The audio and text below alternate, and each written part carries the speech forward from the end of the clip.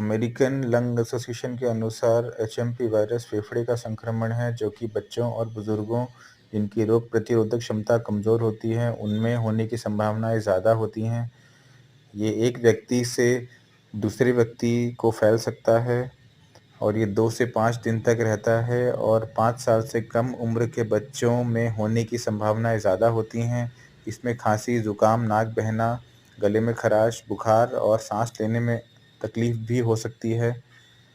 इससे बचने के लिए आप घर से मास्क पहन के निकलें, हाथ साबुन से धोते रहें, सैनिटाइज़र का उपयोग करें और सार्वजनिक स्थानों पर जाने से बचें।